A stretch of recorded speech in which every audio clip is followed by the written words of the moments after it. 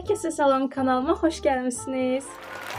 Bugün size Türkiye'ye geldikten sonra təəccübləndiğim 10 şey hakkında məlumat vereceğim. Siz de eğer Türkiye'ye gelirseniz bu tip şeylere həqiqətən təəccüblənəcəksiniz. Ona göre sizlere önceden məlumat vermek istedim.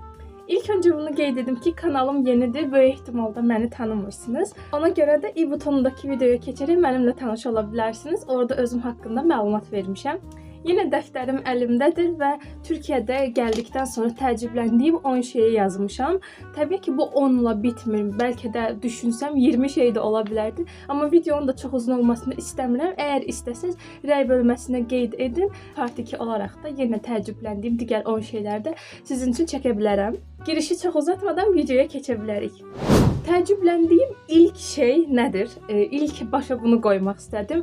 Bir Azərbaycanlı olarak elbette ki Türkler de çayı çok sevir ama bir Azərbaycanlı olarak Türkiye'de çay içe bilməyəcəksiniz. Çünkü Türkiye'deki çayların hiçbirisi Azərbaycanlıların damak tadına uygun çaylar değil. Çok acı çaylardır, çok tündür burada. İnanın ki biz 5 ildir artık Türkiye'de yaşayırıq ve marketten artık bütün markalardaki çayı yoxlamışıq ki belki biri Azərbaycan çayına daha yakın bir çay dadı olar. Ama hiç tapa bilməmişik. Ona göre mecbur Türk çaylarını artık içirik. Böyle bir şey var ki Azərbaycanda çay dəmlənərkən çayı dəmə qoyuruq və çayın qaynamamasına özen göstəririk. Eğer qaynayarsa hətta götürüb atırıq o çayı. Dəmin qaynamasına icazə vermirik. O zaman çayın dadı əlbəttə ki pis olur. Ama Türkiye'deki çayların pis olmasının birinci səbəblərindən biri de budur ki, Türkler çayı qaynadır.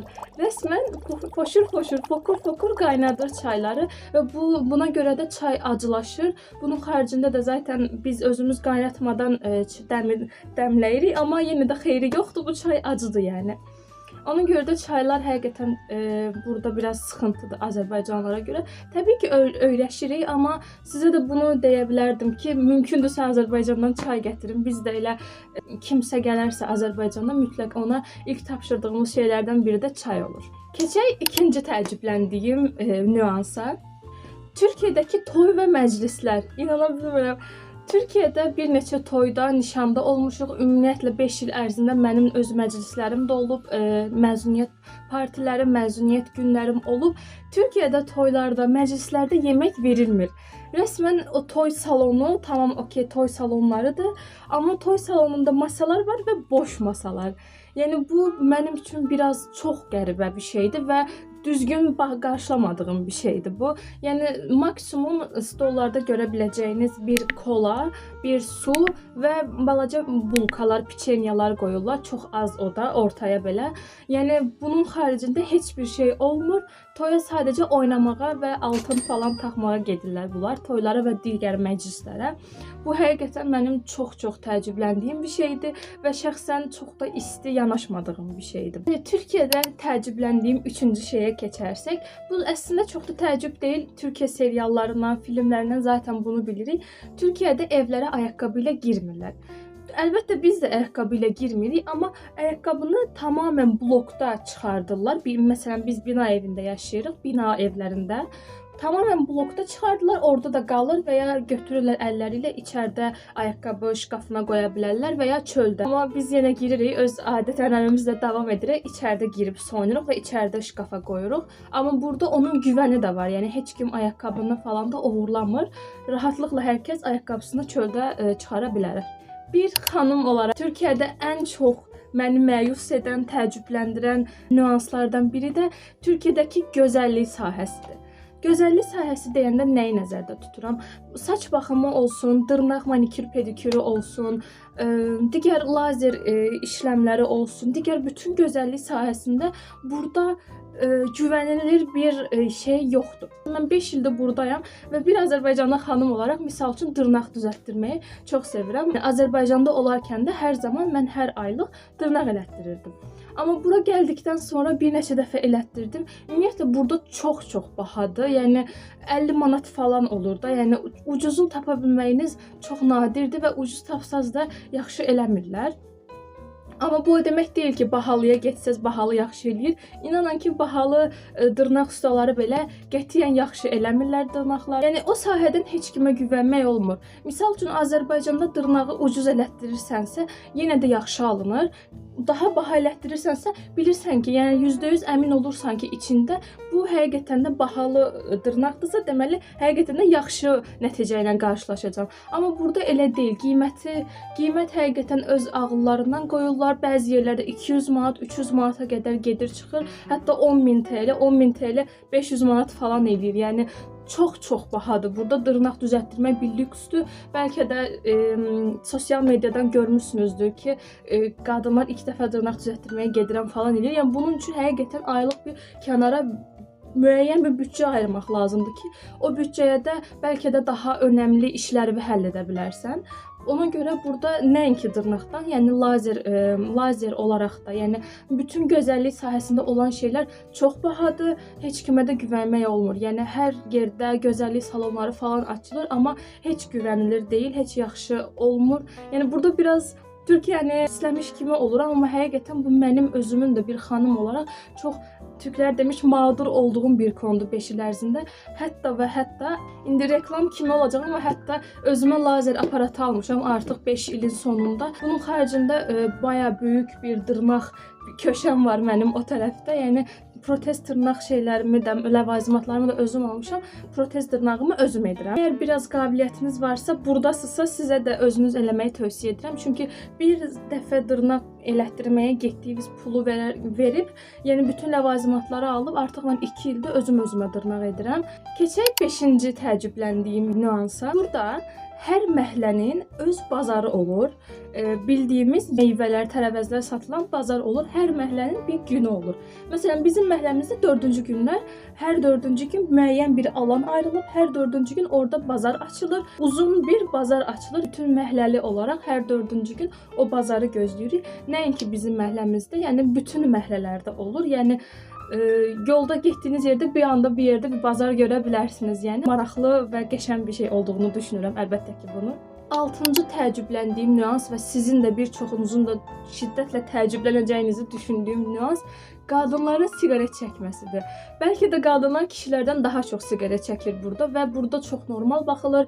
Bir qadın ailəsi ilə birlikdə və ya bir ana ailəsi ilə birlikdə burada rahatlıqla siqaret çəkə bilər. Yəni küçədə getdiyiniz yerdə bəlkə də 70-80 yaşlı bir qadının siqaret çəkdiyini çox rahatlıqla görə bilərsiniz. Qadınların siqaret çəkməsinə pis baxılmır. Gördüyünüz hər yaşda bir qadının siqaret çəkməsini görə bilərsiniz burada. Mənim misal üçün qrup yoldaşlarımın demək olar ki 90% qızlar siqaret çəkirdi. Müəllimlərimiz də siqaret çəkənlər var idi müəllimlərimiz arasında. Yəni kimliyindən asılı olmayaraq, yəni Azərbaycanda belə bir şey var ki, bir qadın siqaret çəkirsə, o yaxşı bir insan deyil, amma burada elə deyil. Yaxşısan, pissən fərqi yoxdur. Bütün qadınlar, 90% qadınlar siqaret çəkir və bu həqiqətən də çox təəccübləndiyimiz 5 ildir hələ də təəccübləndiyimiz şeydir. Yəni əslində çox da təəccüblü olan bir şey deyil bu.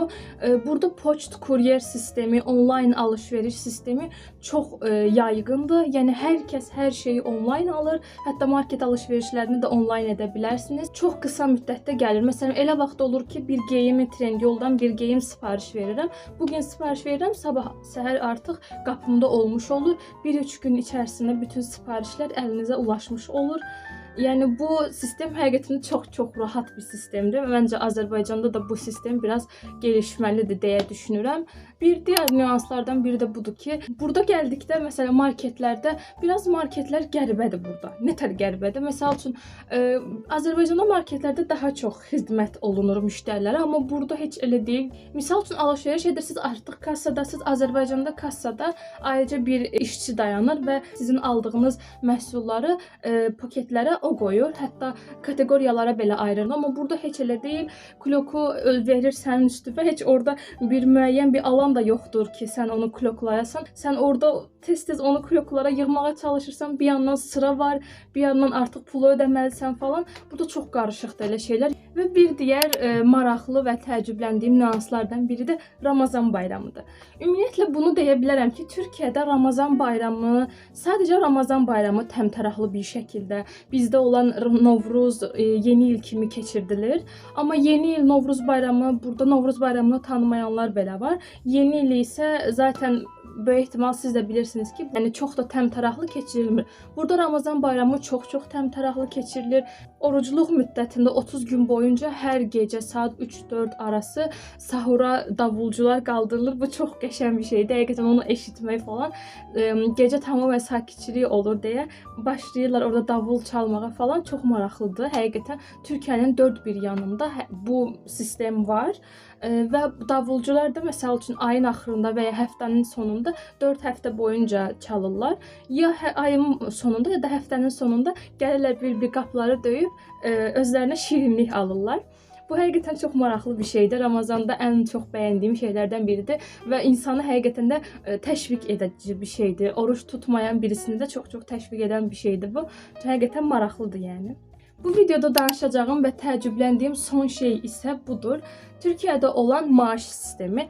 Burada maaş sistemi necədir? Sizə maaşdan əlavə yemək pulu və yol pulu verilir. Misal üçün, bunu sadəcə örnək olaraq verirəm. 30.000 TL maaş alırsınız. Amma əlavə olaraq, misal üçün 6.000 TL də sizə yemək pulu verilir. Və yaxud da elə iş yerləri var ki, yeməyi özləri verir. Amma yeməyi özləri verməyənlər də mütləqdir ki, yeməyin pulunu verirlər sizə bir aylıq olaraq. Və bundan əlavə də sizə yol pulu verilir. Misal üçün, siz avtobuslara minirsiniz. Burada da İstanbulda misal üçün nəqliyyat vasitələri biraz bahadır. Burada ümumiyyətlə sabit bir nəqliyyat vasitələrinin sabit bir qiyməti yoxdur. Hər şəhərin öz şeyi var. Misal üçün mən bildiyim qədərilə Azərbaycanda metroda, avtobuslarda 50 qəpikdir hal-hazırda və bütün Azərbaycanda da avtobuslar, digər şəhərlərdə də 50 qəpikdir. Amma burada elə deyil. Burada hər şəhərin öz qiymət sistemi var təbii ki. Öyrənci qiyməti ayrıdır. 65 yaşdan yuxarı yaşlıların qiyməti ayrıdır. Yəni hər şeyin qiyməti burada fərqlidir nəqliyyat vasitələrində. Təbii ki, burada nəqliyyat vasitələrinin çeşidliliyi də çoxdur. Metrobüs var, tramvay var, metro var, minibüs var, avtobus var. Yəni hal-hazırda ağlıma gələn 5 dənə fərqli nəqliyyat vasitəsi var. Bunun xaricində də dediyim şeyə geri dönək ki, burada həqiqətən yol pulu da verilir. Misal üçün dediyim kimi 30.000 sizin maaşınızdırsa, misal üçün 5-6.000 sizə yemək pulu verilir. Bir 4-5 min də yol pulu verilir. Çünki siz ora gəlmək üçün müəyyən bir yol qət edirsiniz. Müəyyən nəqliyyat vasitələrinə gedirsiniz. Yəni burada maaş sisteminə, bu tip sistemlərə çox önəm verilir və təbii ki, buradakı maaşlar da Azərbaycana nisbətən daha yaxşı maaşlardır təbii ki. Bəli, Türkiyəyə gəldikdən sonra təəccübləndiyim 10 şeyi sizlərlə bölüşdüm.